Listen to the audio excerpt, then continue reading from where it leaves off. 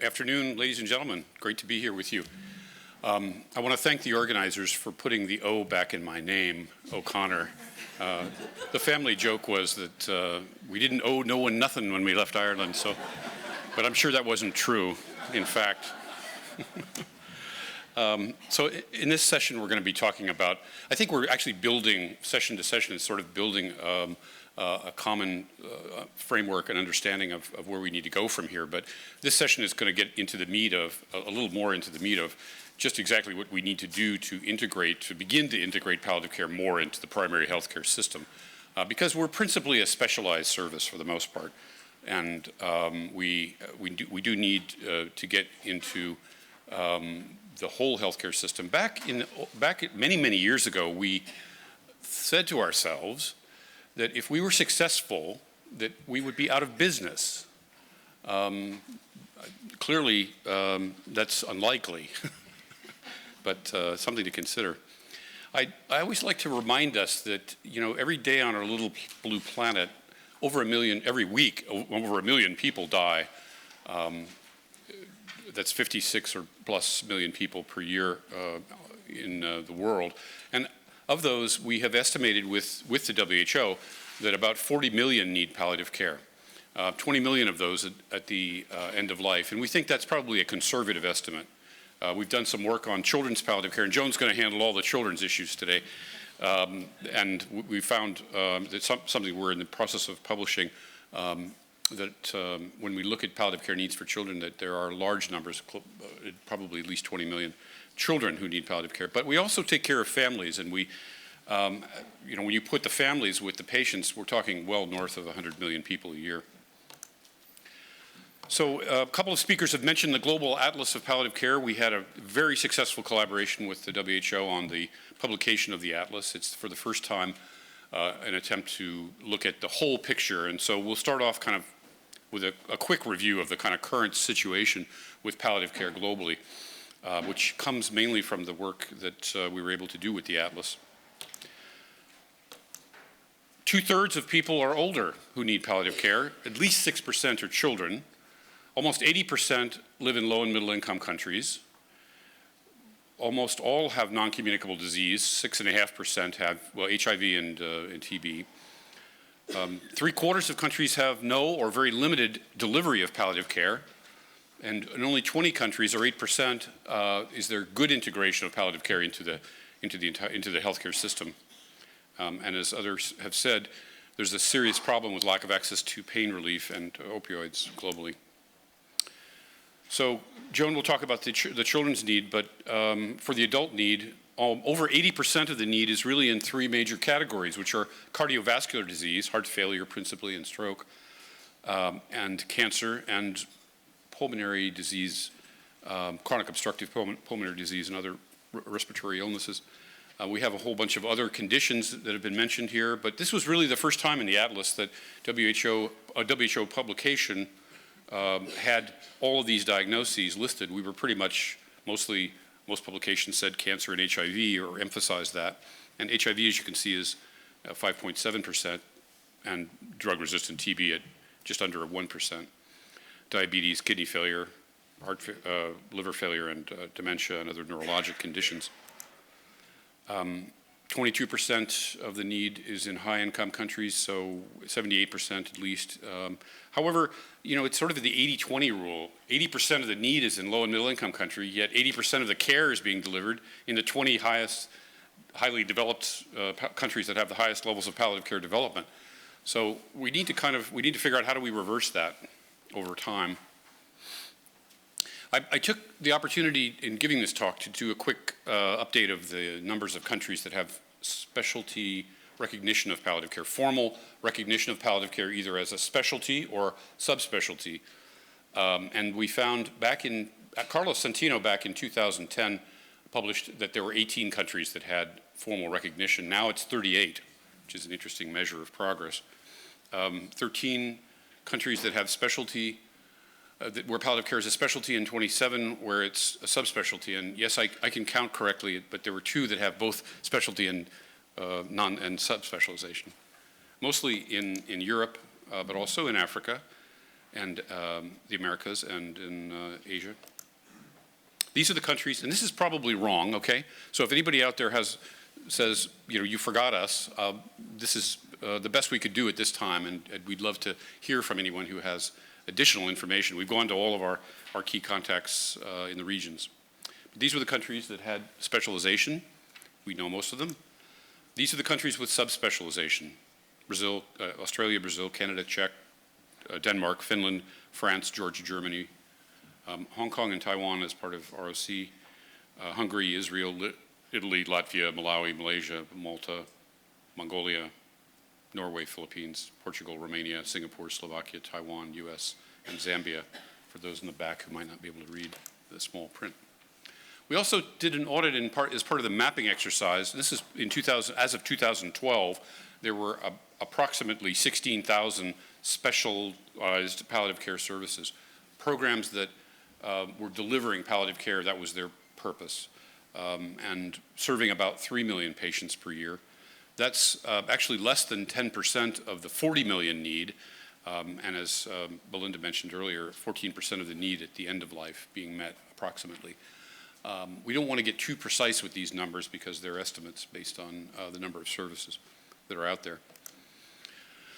On the levels of palliative care development, we did expand from 2008 to, from 4 levels to 6 levels. We bifurcated levels 3 and 4 so we could look at countries that had a very little, that were delivering palliative care but on a small scale versus a fairly large scale, in those countries that had well integrated versus beginning the implementation of integration.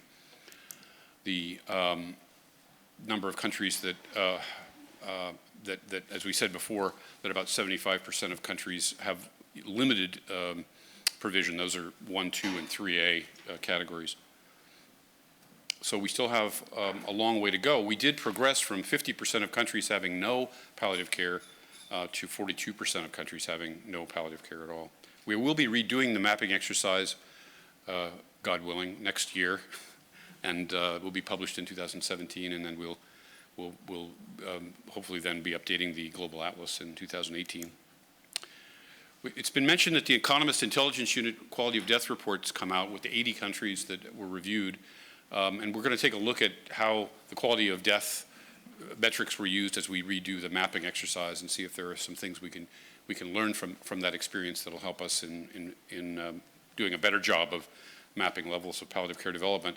It had been quality of death before, now it's quality of palliative care this year, or this iteration. So I think that's an interesting thing for us, that that there's more attention being paid to palliative care. Back in 2014, we did, on World Hospice and Palliative Care Day, as part of the theme of World Day, the theme is improving access to palliative care. We looked at who were the caregivers and estimated that there were 400,000 professionals working in palliative care, 1.2 million volunteers, and about 9 million family caregivers. Just to give you kind of the scope of who's actually doing palliative care out there, it's mainly the family members. And we all know that because they're the ones who day to day are with the patients caring for them. So that's kind of a little bit of a review of where we are presently. But so how do we change the system so that we're not just doing specialized palliative care, but we're doing more in the community? And I think it's important to think about not just primary care, but community-based primary care, so that we're, whenever possible, involving the community in the delivery of palliative care in every community. As a few examples to give you of exemplary work that's being done, this is Dr. Talagul from Kyrgyzstan. She's our pain and policy fellow there, and she's an extraordinary leader in that country. And one of the things she's doing that is an example of bringing this into the community is she's basically single-handedly doing all of the cancer education for the country. She's doing education on prevention, early detection, screening and early detection, treatment, and palliative care. And it's all wrapped together into one package, so palliative care becomes a normal part of what we do when we're doing education around cancer. And there's a focus on prevention of breast cancer in the country, but it's being done by a palliative care physician who is leading that effort rather than the other way around. We all know about the program in Kerala, and Suresh tomorrow will be giving you a lot of detail on that, but I think we've all been just quite amazed at the work that's been done in Kerala in terms of the neighborhood network development and how it's changed, and that, by the way, is not just an example of transfer or modification of an existing model. That's a whole new model, and in a lot of there's a lot of opportunity to look at how do we create new models, not just adapt the ones that are out there. Xavier's work in Barcelona is another very good example of integration of palliative care, not just at the primary care level. It includes the primary care level, but it's throughout the whole healthcare system in Barcelona, in Catalan.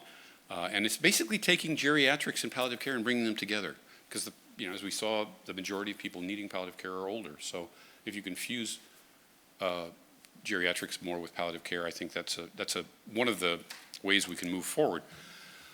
We have many different examples in Africa and around the world of community health workers who are doing palliative care successfully with minimal amount of professional backup, but absolutely have to have backup from physicians and nurses and medical professionals. This is the continuity of care for HIV/AIDS in Tanzania program model, which in this case is the team meeting. Before most of these folks sitting around the circle are community health workers who are about to go out.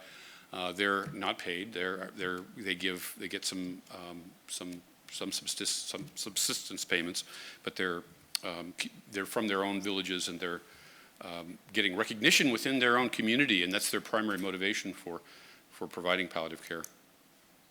Another interesting model that we're seeing in Central Asia is that there's an effort to try to bring palliative care into the training of all family physicians who work in family health centers. And most of the primary care is in the family health care centers throughout the former Soviet republics. And so Aga Khan Foundation, interestingly, is undertaking a very significant effort to try to train every one of these primary care physicians. And that's true in a number of countries because the family health model has been replicated throughout many countries, and it's an entryway for palliative care and to include training in that curriculum. Scott and I think a lot of people here work with the International Primary Palliative Care Network. I think that's something that I just wanted to mention, give a shout out to that group, which has really been exemplar in leading efforts to try to promote primary palliative care in the community in various ways throughout the world.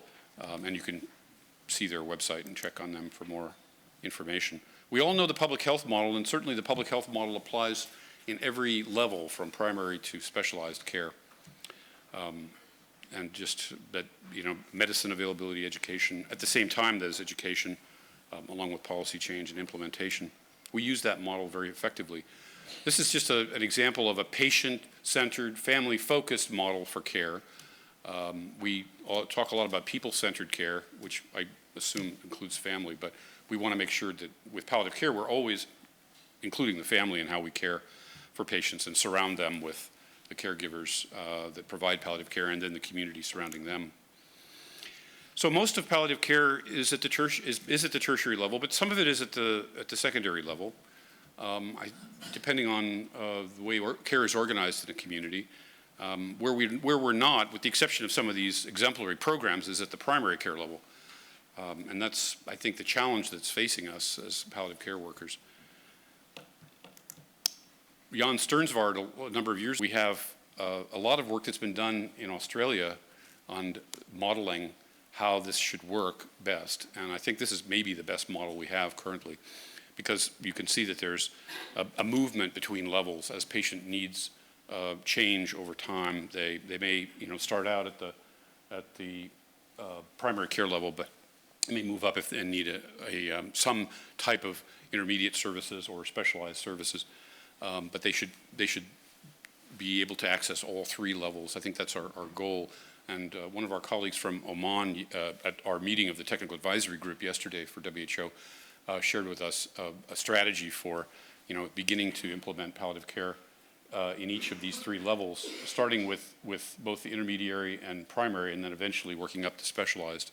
And we've sort of done it more from the top down. We need a top down and bottom up approach in palliative care development in general.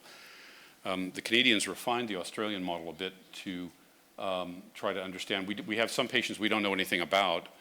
These are only the patients that are all getting care. And we don't really know what the percentage is exactly of people who should be getting specialized care versus, are these proportions correct? Is this, the rough percentage of people at these different levels? From a community standpoint, we need to know more about that and be more effective at understanding that. So what do we do? How do we get more integrated? Really, it's increasing the capacity of primary care providers to integrate palliative care into their practice. And what do we need to do that? And I think Ed talked a little bit about the enormous task involved in, the scale of, 400,000 palliative care professionals versus, many millions of primary care professionals out there that don't have training in palliative care, and what that, how can we scale that up over a period of, who knows, 10 years or more. But we do need to get, as we've said, palliative care for all professionals, not just nurses and physicians, but social workers, psychologists, and other therapists. I think we have a problem in our healthcare system. I mean, 80% of our resources are devoted to acute care in most countries, and that's in the developed world. But it's still, proportionately, when you're in low and middle income countries, the healthcare professionals are all in hospitals. You have to go see them. They never come visit you at home. And it's not a system that's inclined or designed to take care of the chronically ill patients and those with life-threatening illnesses. So we have to, and we've tried to do this in a number of ways of shifting to say, for instance, that that if you have a hospital that is staffed for 100% occupancy, and you have 50% occupancy in the hospital, well, let's take some of those people who are already on salary, retrain them, screen them and retrain them, and send them out to do home care from that facility. They're still on the payroll. It isn't costing more other than the effort that's involved in training and reorganizing the services. We've done this successfully through Soros Foundation in many pilots projects around the world, and it's effective. But we have to get them to change their budgets because the heads of these hospitals don't want to lose money. They build their empires, and they don't want to change their budgeting, but we have to show them that it's actually to their advantage to do so. Very little capacity to deliver home care is out there in the real world. Most countries in low and middle income countries don't have really the capacity to deliver that care. And we have problems with medicine availability. Sorry. All right, finally, so we don't need to be a standalone service anymore. We need to integrate. We need better continuity of care. We need more community involvement and ownership. We need more volunteers and community to help out in palliative care. And some have posed that palliative care is actually a model for how we should actually reorganize the whole healthcare system. And I think that may be a grandiose, slightly grandiose statement. We don't need palliative care for every patient, but I think for the chronically ill and those with life-threatening illnesses, palliative care is the model. Whether we call it that or not, I think we should be a little bit more bold about that. And finally, this gentleman in the beard is me back in 1976 when I first began working full-time in palliative care.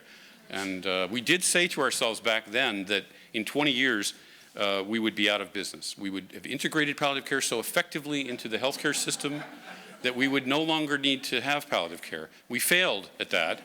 Obviously, we're still here. 40 years later, we're looking back on that and saying, almost 40 years, that there is a need for palliative care as a specialization and as a body of knowledge. But we have a lot of work to do to go back to giving away palliative care. We need to give it away to our colleagues more effectively. Thank you very much.